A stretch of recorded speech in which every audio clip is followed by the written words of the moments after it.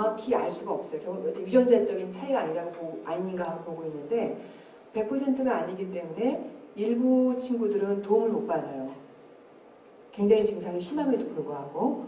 그래서 그런 경우에는 다른 대체 방법을 해야 되는데 그럴 때 이제 뉴로 피드백이 하나의 대안이 될 수가 있죠.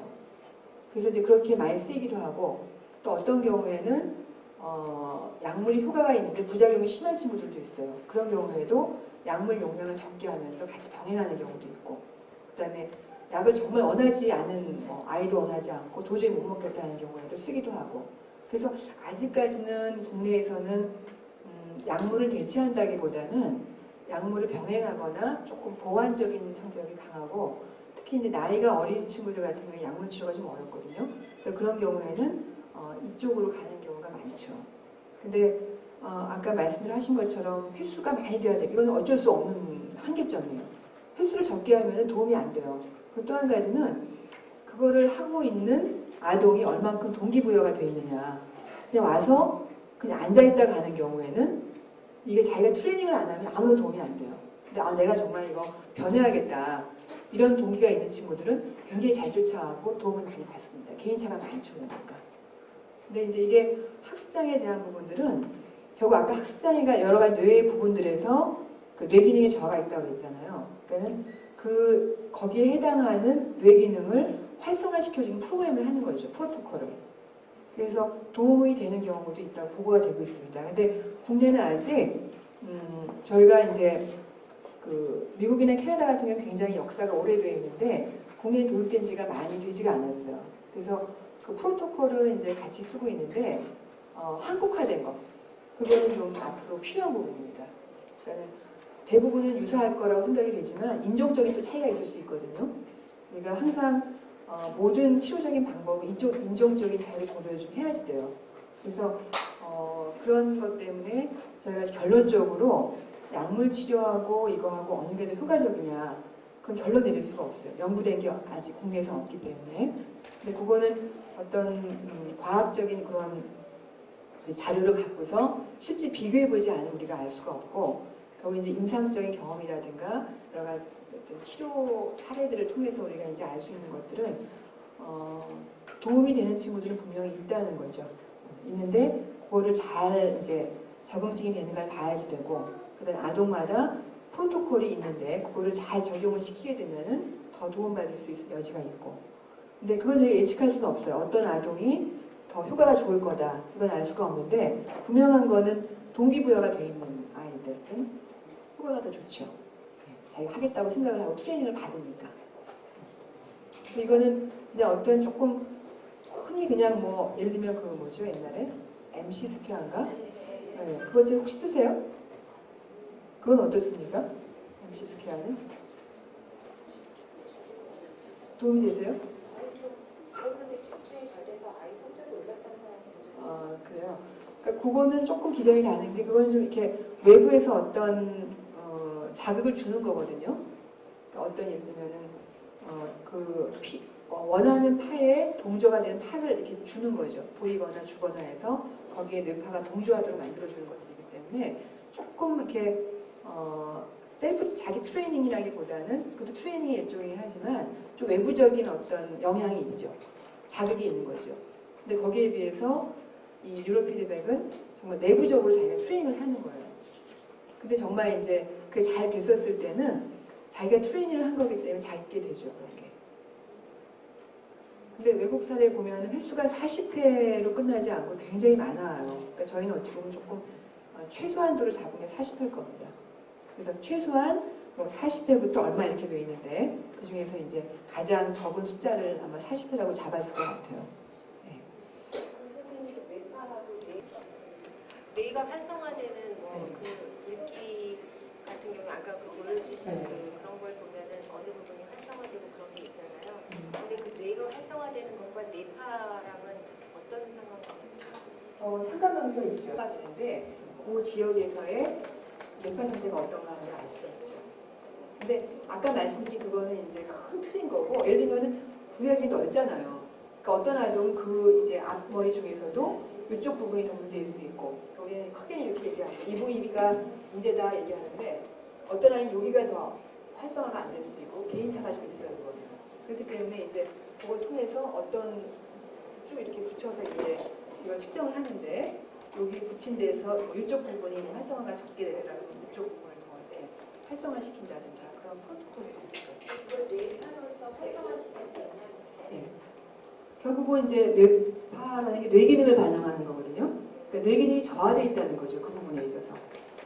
그러니까 그거는 이거는 이제 해부학적인 검사니까 1대1로 매칭할 수 있는지 모르겠어요. 그 저희가 그걸 아마 해봐야지 연구를 해봐야 될 것 같고요.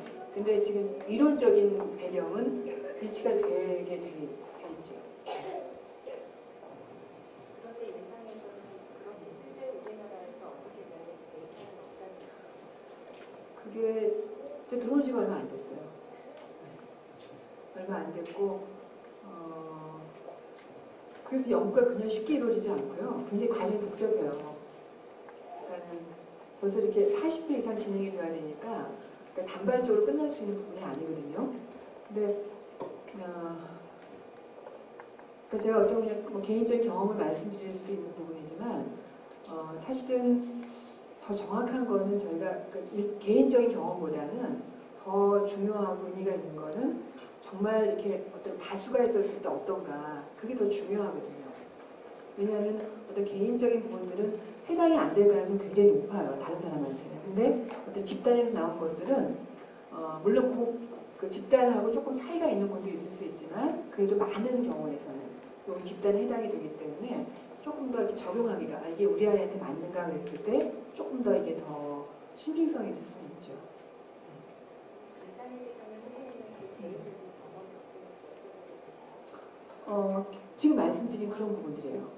그러니까 개인적인 차이가 굉장히 많고 저희 기관도 뉴로 피드백을 합니다. 하는데 제가 권할 때는 아까 말씀드린 그런 기준들 그러니까 약물 치료가 굉장히 효과적인 경우에는 이게 효율성이 있다 하더라도 비용 문제가 있기 때문에 그걸 따로 권해드리진 않아요.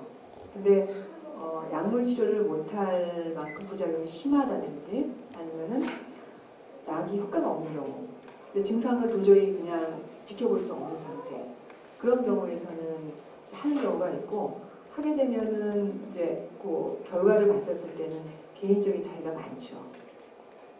근데 그런 걸 미리 말씀을 드리지만은 근데 굉장히 좋은 경우들도 있어요. 도움 많이 받는 경우들도 있고 도움이 전혀 없거나 나빠지는 경우는 없습니다. 근데 아까 해보셨다는 분이 말씀하신 것처럼 차이가 좀 미미한 경우는 있어요. 큰 차이가 없는 경우. 근데 나빠지는 경우는 일단 없고 굉장히 많이 도움받는 경우가 있죠. 근데 이제 그게 대단위로 이루어지는 게 아니기 때문에 아까 말씀드린 것처럼 이게 어떤 특성에서 더 도움이 된다. 이런 걸 얘기하기 좀 빠른 단계죠. 선생님 아까 약을 충분히 쓰지 않고 약의 용량을 적재했을 때는 오히려 부작용이 있다고 말씀하셨는데 아니요. 그렇게 말씀드리지 않습니다. 약의 용량을 충분히 쓰지 않으면 오히려 더 효과적이지 못하다고 말씀하셨어요. 나쁘진 않은데 일단은 투약을 한다는 자체가 그렇게 쉬운 건 아니잖아요. 그러니까 약을 하나를 먹느냐 두 알을 먹느냐는 큰 차이가 없지만 먹고 안 먹고 차이가 있거든요. 근데 일단은 투약을 결정하고 시작했으면 한 알 두 알 그것 때문에 계속 이렇게 좀 기지부진한 것보다는 아동한테 맞는 충분한 약을 써서 도움을 받을 수 있으면 그게 제일 좋다는 거죠. 그러니까 약이 적다고도 부작용이 있는 그런 얘기는 아니고요. 그러니까 일단 쓰기로 결정했으면 조금 더 아동한테 맞는 용량을 쓰는 게 그게 더 맞는 얘기라는 거죠. 학생들 그 학습 장애라는 진단을 내리기에는 아직 어리다고 그냥 진행 검사만 받았거든요. 그래서 현재 학습 치료를 하고 있어요. 그래서 저는 늘 우리 애가 학습 장애가 맞나 아니면 학습 부진이나 지진이나 뭐 이런 건가 앞으로 공부를 하면 얼마나 좋아질까 뭐 늘 헷갈리는 아직도 그런 상황이 있는데요. 그러니까 아직 진단이 내리기 전인 아이들인 경우에 진단을 받을 때까지 어떻게 해야 되는가 하는 걸 여쭤보고 싶은데요. 그러니까 뭐 학습 장애이든 아니면 좀 늦는 거든 간에 지난번에 같은 경우 그 김혜아 교수님한테 그 교육 방법 같은 걸 좀 배웠는데 그런 아이에게 적용해야 되는 그런 방법이라든가 공부하는 방법은 다르지 않고 아이에게 맞춰서 그냥 하면 되는 건지 그렇게 공부를 하면서 기다려야 되는 건지 그러니까 진단을 받고 안 받고의 차이점하고 그다음에 어떻게 저희가 준비를 해야 되는지 그걸 좀 알고 싶은데요. 학습장애가 아니고 그냥 늦어있는 상태다는 거하고 학습장애적인 요소가 있다 그러면 여러분 지난번 배운 것처럼 특별한 어프로치가 필요할 것 같고요. 늦어있는 아이 같으면 일상적인 그냥 교육을 반복하는 것도 충분히 의미가 있을 것 같고요. 그래서 왜냐하면 학습장애라는 게 그냥 늦어있는 게 아니기 때문에 그게 막혀있는 거거든요. 뭐 한 군데가. 근데 그거 자꾸 뚫어주는 거를 해야 되는 거지 전반적으로 그냥 서서히 배우는 거를 도와줘갖고는 조금 적을 수는 있죠. 근데 글쎄 명확지 않은 경우라면은 기본적인 거를 그냥 하시는 걸 하는 거는 필요할 것 같은데요. 지금 네. 공부는 하고는 있는데요. 진단이 아직 나이가 어리다고 말씀을 하시니까 가능성은 있는데. 제가 아이를 가르쳐 보니까 일반적으로 습득이 굉장히 늦고요.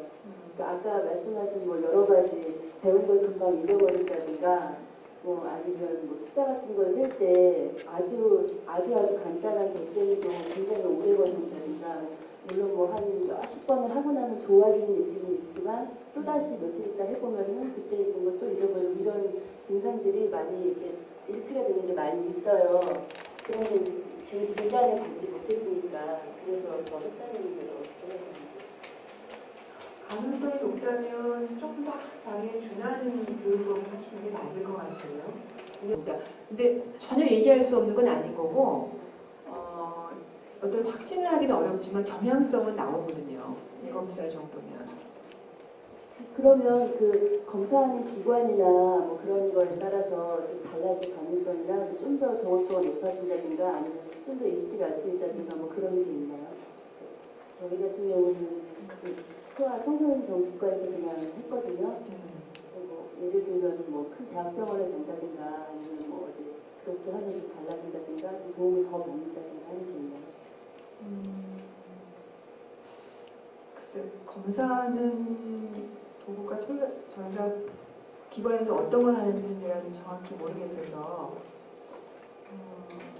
근데 소아정신과 기관에서 하는 거라면은 대동소이하지 않을까 싶습니다. 왜냐하면 저희가 필요하되어 있는 도구가 이제 몇 가지 있거든요. 그걸 사용하니까. 근데 이제 아까 말씀드린 것처럼 질적인 변화를 보는 것들은 어떤 뭐 경험이라든가 조금 이런 게 더 관여될 수 있겠고, 근데 양적인 거에 대한 거는 뭐 우리가 도구를 사용해서 하는 것들인 거니까 그거는 큰 차이가 없지 않을까 싶은데요. 네.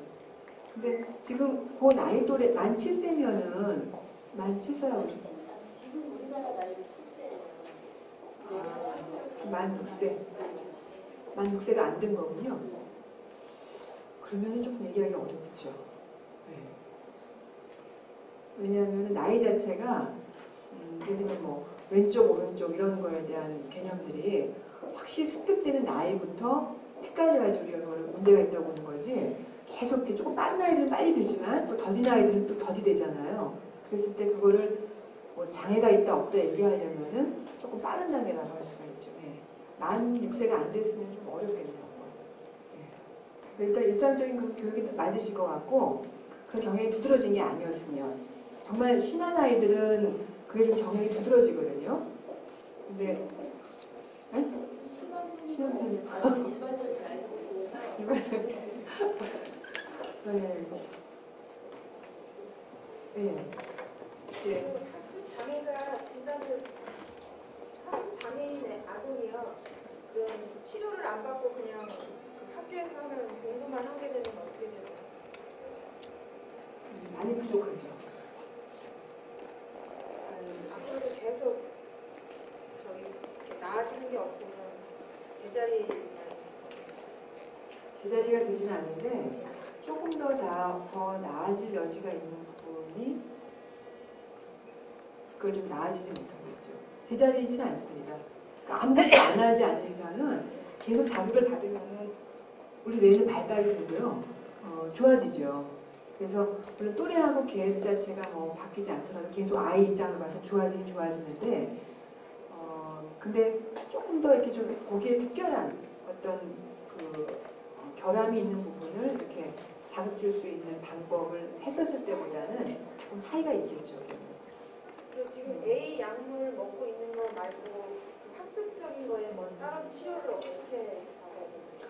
학습적인 거는 그건 제 분야가 아닌데요. 지난번에 여러분 들으셨던 그런 특수교육적인 게 그 학습 치료가 되겠죠.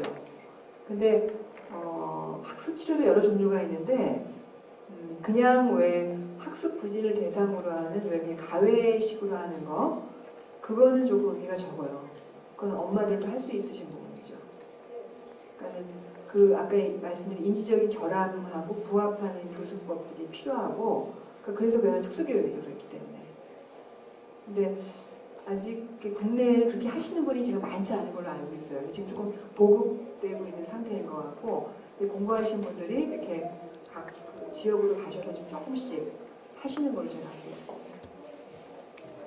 네, 안녕하세요. 투표를 하고 있는데요. 지금 한 10개월 됐어요. 근데 원어치료 선생님은 뭐 계속 했으면 하는데 아이는 오래돼가지고 다니기 싫어하고요. 그럼 원어치료 언제까지 계속 해야 되는지 하고 학습을 전혀 학교에서 따라가지 못해가지고요. 학교에 그런 특수학급이 없거든요. 그래서 그런 데를 전학을 가야 되는 건지 아니면 그냥 그런 반에서 더 노력을 해야 되는 건지 학습 지진화에 대해서 제가 조금 많이 궁금한 점이 많아서요. 근데 그 부진 정도가 심한가요? 지능은 한 89, 85에서 89. 그건 지진 아닌데. 그냥 정상 범주인데. 아니, 어디 보니까 지진하라고 나오더라고요. 지능은 지진은 아닙니다. 물론 조금 이렇게 더디긴 하는데요. 우리가 평균 보통 지능은 85에서 110까지 얘기해요. 그러니까는 지진아 정의가 나오는 행동들이 다 우리 애랑 너무 다 똑같아서. 근데 그 정도면 평균 하 정도라고 볼 수 있는데 특수학급 글쎄 근데 특수학급이 있는 곳에 가시면은 그 특수학급이 아까 말씀드린 것처럼 이렇게 굉장히 이질적이에요. 그래서 비슷한 또래가 모이면은 도움을 더 받을 수가 있는데 더 이제 어려운 아동에 초점을 맞추는 특수학급에 가는 경우에는 별로 그렇게 도움을 못 받을 가능성이 크죠. 근데 그 지금 정도 말씀하신 그런 기능 발달을 하고 있으면 조금 더 이렇게 개별적인 도움될 수 있거든요. 그러니까 그 수치가 좀 정확하다 그러면은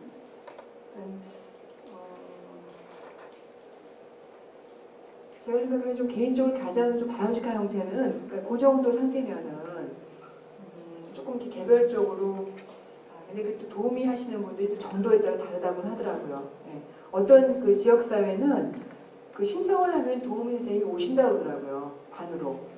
그래서 같이 이제 공부하면서 쫓아가지 못하는 것들을 개인 지도해주면서 하는 그런 지역이 제가 있다고 들었었어요. 근데 그건 신청을 뭐 이렇게 증명서에서 신청을 하면 된다고 들었었는데, 근데 아마 그 정도 상태면 그거는 쉽지는 않겠네요. 근데 일상적인 교육을 조금 더 반복해서 한다든가 하는 거는 필요할 수는 있죠. 치료는. 근데 혹시 그 나온 수치가 종합 점수죠? 언어성과 비언어성이 좀 다르게 나오지 않았습니까? 언어에서도 2년 늦게 나오고 치수가. 응? 치수도 그 정도니까. 두 가지 다 비슷하게. 언어 치료를 어떤 거에 대해서 하고 있습니까? 그러니까 언어가 이렇게 말이 늦어요? 예, 2년 있다고.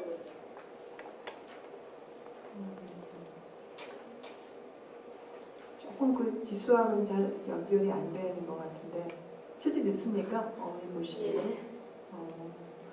언어 치료는 근데 단계가 있어요.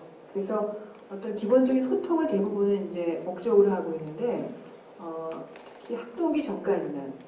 근데 학동기를 지나게 되면 그때는 이 소통이 아니라 조금 더 이렇게 뭐라 그럴까 우리가 활용하는 것들 있죠. 좀 복잡하게 대화할 수 있는 거. 그러니까 소통 자체는 물론 하고 예를 들면 어떤 뭐 행간의 뜻을 읽는다든가, 그 다음에 뭐 문맥을 더 잘 이해한다든가, 조금 이렇게 복잡한 언어를 이해하는 그런 언어적인 접근이 있는데, 많은 언어 치료실에서는 첫 번째 단계를 목적으로 하는 경우가 많습니다. 그런 경우에서는 도움이 좀 적을 수 있고요. 근데 또 일부 기관에서는 그 다음 단계까지 연결해서 그런 거를 목적으로 하는 기관이 또 있어요. 근데 그런 기관이 좀 더 적죠. 그래서 그런 게 되고 있으면은 더 하시는 게 의미가 있고, 하고 있는 게 조금 더 그 전 차원의 거를 목적으로 하고 있다. 그러면은 소통이 되고 그렇다면은 물론 하시면 좋긴 한데 일상적인 어떤 그 여러 가지 국어 교육 같은 거 있잖아요. 그런 거를 좀 더 하시는 게 장기적인 거에서 필요하실 수 있겠죠. 근데 저 언어 치료를 언제까지 하느냐는 개인적인 차이가 많아서, 근데 두 번째 걸 목적으로 한다 그러면은 장기간 하는 것도 의미가 있죠. 근데 아무튼 그거는 치료받는 거는 여러 가지 뭐 비용 대비 고려해 보셔야 되니까, 상태가 많은 어느 궤도에 이르렀으면 이렇게 일상적인 어떤 언어적인 국어적인 교육을 통해서 그걸 좀 대체하는 것도 한 방법일 수 있습니다. ADHD 진단 받아서 계속 약물하고 여러 가지 뭐 놀이치료, 살성 치료 받고 있는데요.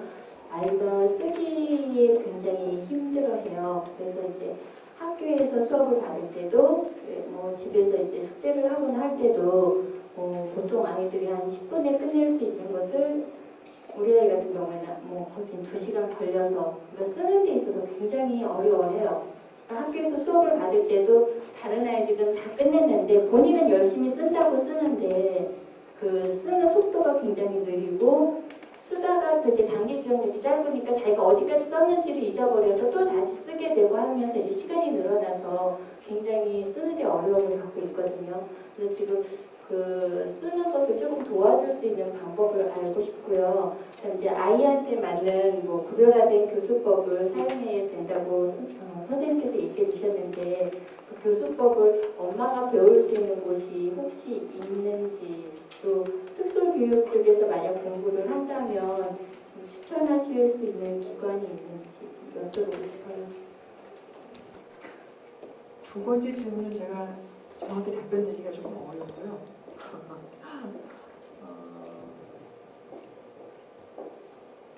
글쎄, 그거는 앞으로 필요한 부분일 것 같은데, 사실 부모님들을 대상으로 한 교수법 이전에 일단 그 전문가들 사이에서 조금 더 이렇게 어떤 이런 특수교육법에 대한 그런 또 이렇게 어떤 지식이라든가 경험이 더 공유되는 게 우선일 것 같고요. 그게 돼야지 그 다음에 조금 그 다음 단계로 가지 않을까 싶거든요. 그리고 첫 번째 질문이 뭐셨어요? 단기 기억. 쓰기에 굉장히 어려움을 겪는데 이 아이를 도울 수 있는 방법이 쓰기는 그 정말 본인이 쓰고자 하는데 안 써지고 있다는 단순한 ADHD만 아니고요.